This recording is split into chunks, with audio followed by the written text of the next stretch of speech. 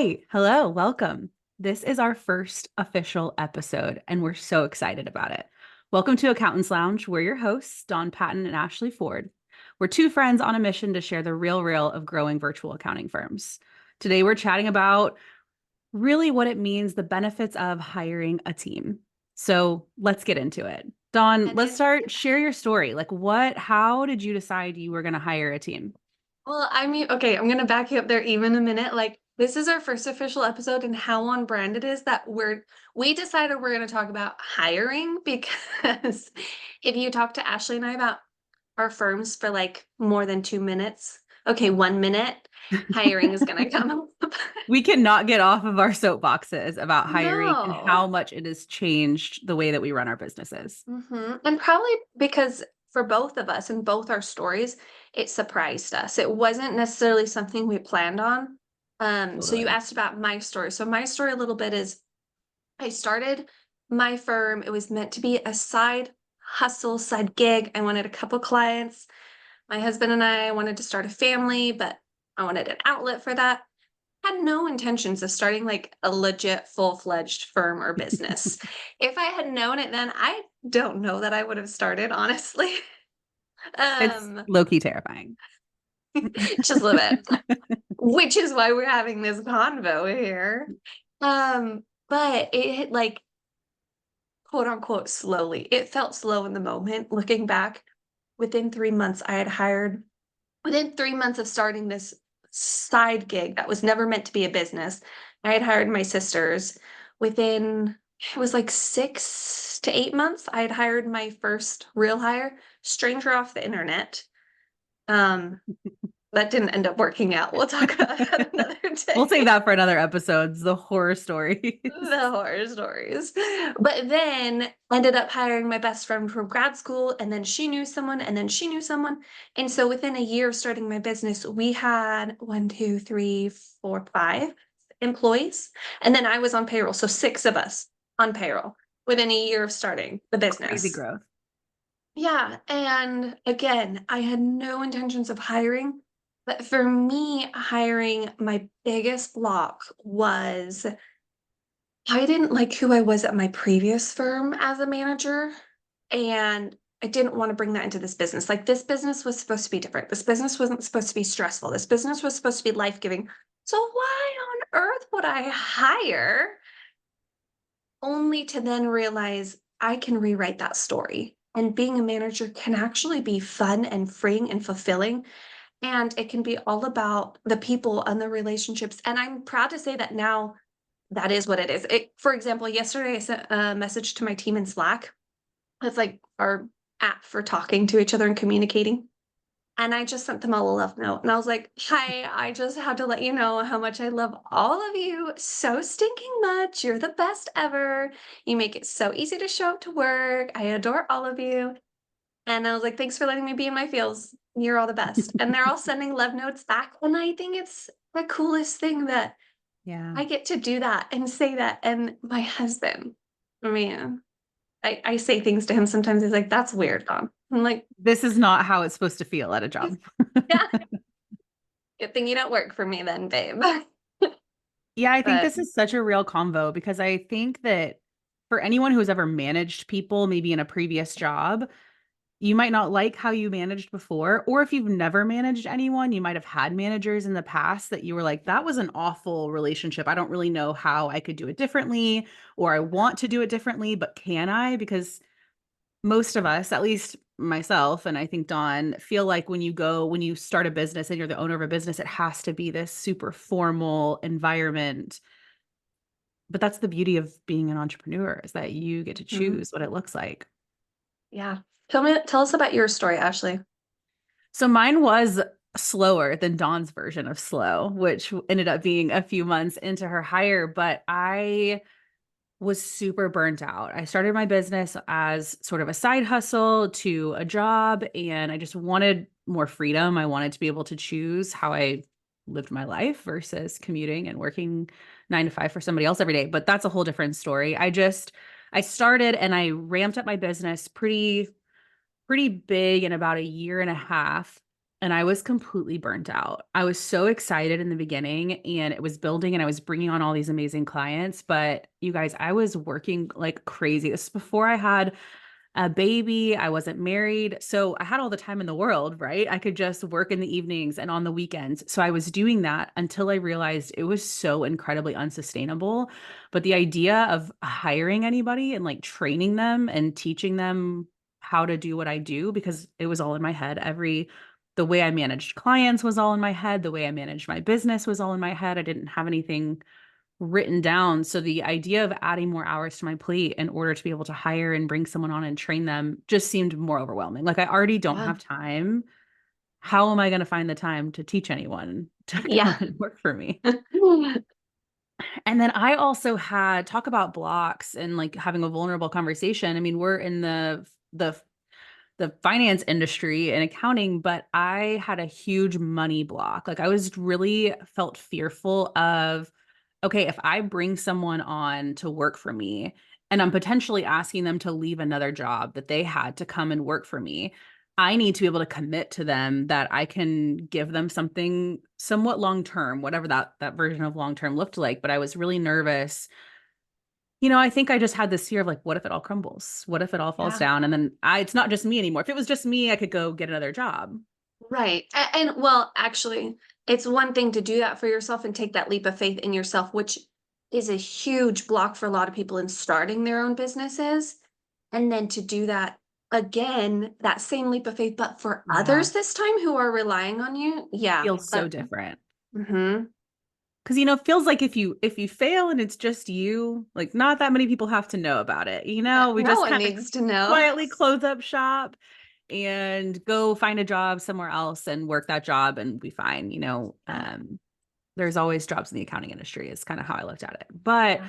when I decided to bring on a team, that just felt like you're right, a totally different kind of leap of faith and trusting myself into getting into that side of business. So I Yeah. made my first hire and it was a friend of mine and she was looking for something. She was looking for something part-time to turn full-time. I thought, perfect. I'm going to bring her Yeah. on 10 hours a week. Let's just see how it goes. And within, I think like a month, I had her on almost full time. For sure, within 2 months, she was full time. And within 3 months, I had hired a second full time person. And I think it just goes to show that once you dabble, you're like, wow, this is game changing. Like the benefits Mhm. were unbelievable.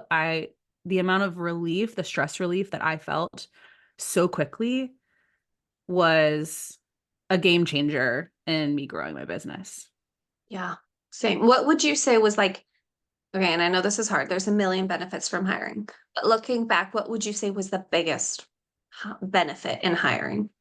Um, I have a lot of like emotional benefits of like it's taught me so much about myself. I feel like it's made me a better manager, it's made me a better business owner. I've just learned and grown. There's been a lot of personal growth in becoming a manager, but truly I think the biggest benefit in hiring has been true freedom in my business. Yeah. Like, I think a lot of us get into entrepreneurship thinking, oh, I'm gonna like have all this freedom. I'm gonna have all this free time. I get to choose how I spend my time. And then I had gotten myself into basically another job. I mean, I was working crazy hours for my clients that I had built, and it was my own business. So it felt different than working for somebody else, but I didn't really have freedom in my business. I was like a slave to working so much. And hiring is Mhm. actually what gave me like true freedom in my business.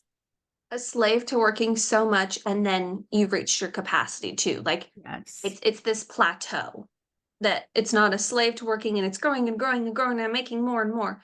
It had kind of reached its plateau. I feel that too. So then tell us where you're at now. You told us it was pre getting married, pre having a baby. You were working how many hours a week? 60? I don't know. Yeah, had to Whatever be you way too said. many. And now what does life look like in your business? Yeah, so I had a baby. She's 6 months, a little over 6 months. And I was able to take a really amazing maternity leave. I took 8 weeks completely off and I took another four. That next 4 weeks up until 12 weeks, I was really only meeting with my team, just doing little touch bases with them to make sure everything was going okay. And now I work about 25 hours a week. And it's something I could have never done without a team. Taking a maternity leave as an entrepreneur, I don't think I could have managed as a team, especially not in a client service-based business like ours, right? Yeah. Someone's got to serve those clients, someone's got to do the work. And then even being able to scale back my hours right now, if you would have told me a few years ago that I would be able to work this amount of hours and still have a growing, thriving business, I would have laughed in your face. I would have been like, there's just no way that that's possible. Totally. Is pay similar to what it was then, more or less? Yeah, it is. We're not a huge growth phase in the business right now. We're hopefully about to step into a new one. I'm starting to get, you get out of that newborn phase and man, you're in a little bit of a fog there for a little bit. So we've been coasting, which truly has been the nicest thing ever, if I can say so myself. But pay right now is the same as it was when I was working all of those crazy hours. Actually, So, now it's more than I was pre-team, it's more now. But even before maternity leave, it's the same, even being able to scale back my hours. So I think it's just so possible to be able to create that freedom around your time yeah. without sacrificing with a team. Yeah. And Yeah. my experience has been the same. Well, no, I'm paying myself way more than I did when I first started my business, and I Yes. was the only one working. Heck, I don't even know that I was really paying myself. Then again, my growth was faster. So the money that I was earning, I was putting a lot of it to like savings and reinvestment in the beginning. And then I was already hiring. And by the point of hiring, I want 3 months of someone's paycheck in savings. So it's less to me and Yep. a lot to savings. So I was barely paying myself anything at the beginning of my business. And now I'm paying myself a pretty penny now. Pretty A penny, pretty but penny. that's Ashley's business name. FYI. um, and working, I don't clock in, so I don't know, 20 to 25 hours, I guess I'd Yeah. say. But Yeah. very part-time. I do a nap time hustle because I'm at home with my toddler daughter, pregnant with my second, and then I work all day Saturdays. So I don't know, 20-ish hours, Yeah. but very flexible schedule. And the nice thing is, it doesn't just benefit me.